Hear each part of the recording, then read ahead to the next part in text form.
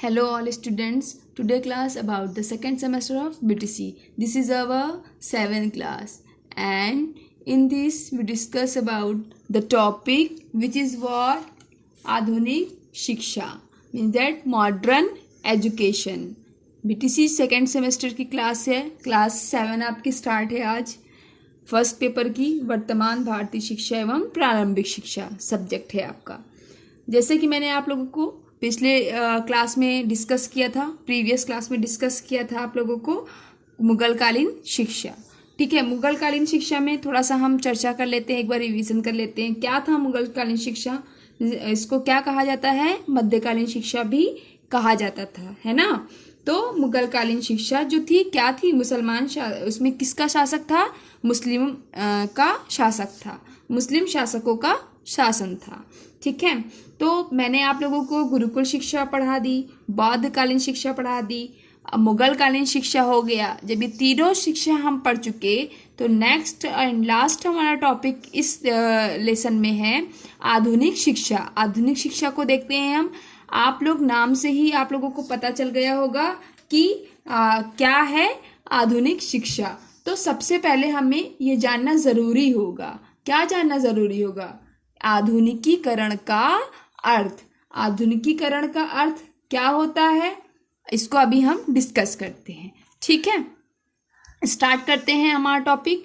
क्या कह रहा है आधुनिक शिक्षा में? देखिए, भारत की वर्तमान शिक्षा प्रणाली ब्रिटिश प्रतिरूप पर आधारित थी. भारत की वर्तमान शिक्षा मीन्स दैट की आधुनिक शिक्षा, ठीक है, ये जो है किसका प्रतिरूप पर आधारित थी? ब्रिटिश, अंग्रेज के ज़माने की जो है वो उस टाइप अंग्रेज के ज़माने की सरकार की प्रतिरूप पर आधारित थी. ठीक, जिसे सन 1835 में लागू किया गया. अब आपको ये भी पता चल गया कि आधुनिक शिक्षा कब से लागू हुई? सन 1835 से. ये भी आपका क्लियर हो गया. दूसरा क्या क्लियर हुआ कि ब्रिटिश शासन से जो है ये के प्रतिरूप पर आधारित थी. ठीक है, क्या?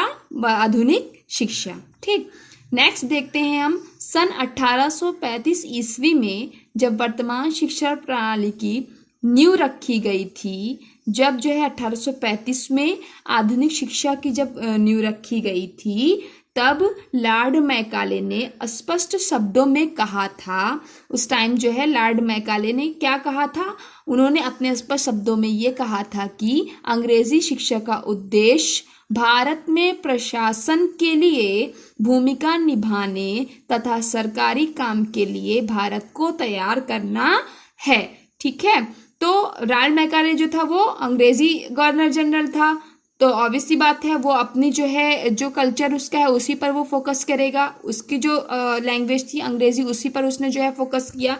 तो वो ये कहा उसने इस बात पर फोकस किया कि उसका उद्देश्य भारत में प्रशासन के लिए जो भूमिका निभाना था तथा सरकारी जितने भी वर्क्स थे उनके लिए जो है अंग्रेजी भाषा में जो है उन भारत को तैयार करना था. ठीक है, आगे देखते हैं हम. इसके फलस्वरूप क्या हुआ? 1935 ईस्वी में भारत की साक्षरता जो है 10% के आंकड़ों को भी पार नहीं कर पाया. हमारे देश आज़ाद होने से पहले क्या हुआ था कि 1935 ईस्वी में भारत की जो साक्षरता दर थी वो जो है 10% के आंकड़ों को भी पार नहीं कर पाई. क्यों? क्योंकि हमारी जो है भाषा अंग्रेजी नहीं थी. तो कहीं ना कहीं बहुत ज़्यादा प्रॉब्लम इसमें लोगों को, भारतवासियों को क्रिएट हुई थी. ठीक है, उसके बाद में अनेक जो है नए नए टेक्निक्स आए, कुछ डेवलप होता गया, संविधान कुछ चेंज होते गए. धीरे धीरे करते करते इसमें कुछ चीज़ें डेवलप की गई. तब जाकर जो है सन 1944 ईस्वी में देश में शिक्षा कानून को पारित किया गया. जब साक्षरता दर को देखा गया कि इतनी कम आ रही है, इसलिए जो है हमारे देश में जो है शिक्षा कानून को पारित किया गया. ठीक है, स्वतंत्रता के बाद हमारी साक्षरता दर तथा शिक्षा संस्थाओं की संख्या में निसंदेह वृद्धि हुई.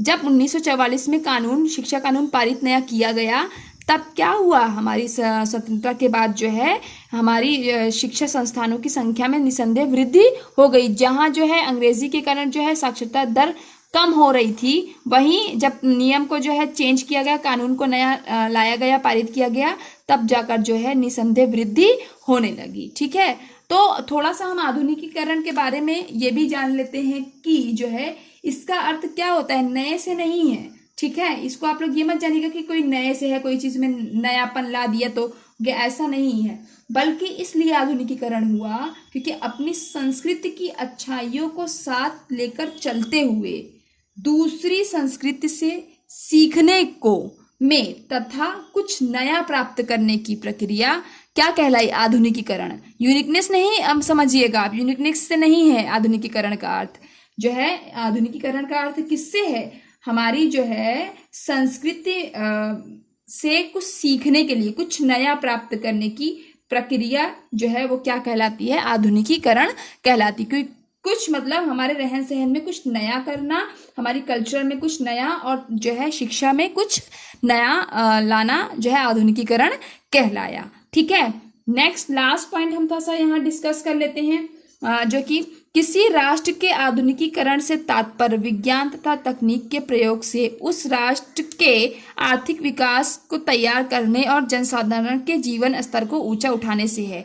किसके अंतर्गत, राष्ट्र शिक्षा आयोग के अंतर्गत क्या है, क्या कहा गया भाई कि किसी राष्ट्र के आधुनिकीकरण से तात्पर्य ये हुआ, किसी भी राष्ट्र का कोई जो है आधुनिकीकरण हुआ तो उससे तात्पर्य मैंने बताया आपको यूनिकनेस से नहीं हुआ, क्या उससे क्या तात्पर्य हुआ कि नई नई टेक्निक के प्रयोग से, जो नई नई टेक्निक्स हुई उससे जो है देश का आर्थिक विकास करने से हुआ और जनसाधारण के जीवन स्तर को ऊंचा उठाने के लिए, ठीक है। जैसे कि अभी मैं आपको एग्जाम्पल बता दूं, जैसे पहले लोग जो है क्या होते, पहले जो लोग हुआ करते थे अगर आप देखें तो बैलगाड़ी, हाथी, ऊंट ये सबसे सवारी किया करते थे, जिसके कारण क्या होता था, श्रम समय दोनों का उपयोग अत्यधिक होता था। इसलिए जो है अभी क्या हुआ कि जो है विज्ञान तथा तकनीकी का प्रयोग हुआ, ठीक है। आधुनिकीकरण शिक्षा के अंतर्गत से अगर देखें हम तो क्या हुआ, हमारी शिक्षा में बदलाव आया, जब बदलाव आया तो वैज्ञानिक क्षेत्र में बदलाव आया, जिससे क्या हुआ, नई नई तकनीकों का लाभ हुआ। जैसे देख लीजिए बैलगाड़ी से पहले लोग जो है सवारी किया करते थे, जहां जो है 1 किलोमीटर अगर चलना है बैलगाड़ी से, वहां जो है बैलगाड़ी से हमें जो है आधा घंटा लग रहा है, यही अगर बाइक आ गई तो वहां जो है हमें 2 मिनट 3 मिनट लगेगा, 5 मिनट लगेगा ज्यादा से ज्यादा 1 किलोमीटर चलने में। तो ऐसे ऐसे टेक्निक्स बढ़ती गई, गाड़ी आई, एरोप्लेन आया, हेलीकॉप्टर आया, ये सबसे क्या हुई, हमारा जो है समय की बचत हुई कि नहीं हुई, समय की बचत हुई, ठीक है। तो ऐसी धीरे धीरे जब शिक्षा जो है चेंज होती गई, हमारी जो है मॉडर्नाइजेशन जैसे जैसे चेंज होता गया, अगर हम मॉडर्नाइजेशन की बात करें तो क्या हुआ, क्यों आवश्यकता पड़ी, क्योंकि जीवन के स्तर को ऊंचा उठाने के लिए तथा अच्छे भविष्य की आशा के लिए। अगर हम कहें आधुनिक शिक्षा की आवश्यकता क्यों पड़ी, तो हम ये कह सकते हैं कि जीवन स्तर को ऊंचा उठाने के लिए तथा अच्छे भविष्य की आशा के लिए, नई नई तकनीकों की खोज करने के लिए जो है आधुनिक शिक्षा की आवश्यकता पड़ी। डीपली में देखें तो बहुत बड़ा है ये आधुनिक शिक्षा, शॉर्ट में मैं आप लोगों को समझा रही हूँ, ठीक है। अब आई थिंक आप लोगों को आधुनिक शिक्षा अच्छे समझ गई होगी। जैसे कि कुछ एग्जाम्पल अगर मैं आपको बता दूं, पहले अगर आप गाँव देहातों में देखें, छोटे से एग्जाम्पल में देख लूँ, मसाला औरतें पीसा करती थी सिल चक्कियों वगैरह पे, अब क्या आ गया, मिक्सर मशीन आ गई। किसके कारण आ गई, हमारी शिक्षा चेंज हुई, मॉडर्न हुई, हमारी शिक्षा में वृद्धि हुई, सुधार हुआ, तब जाके एक मिक्सर की खोज हुई, मिक्सर बना। तो धीरे धीरे शिक्षा चेंज होती गई, तो धीरे धीरे जो है रहन सहन में भी चेंजेस आते गए आधुनिकीकरण शिक्षा के कारण, ठीक है। कहीं ज़्यादातर अगर हम कहें तो आधुनिक शिक्षा हमें बहुत ज़्यादा लाभ हासिल हुआ, किसके कारण, आधुनिक शिक्षा के अंतर्गत। आधुनिक शिक्षा आपका बहुत बड़ा जो है ये आपकी हेडिंग है, बहुत बड़ा आपका इसका चैप्टर है।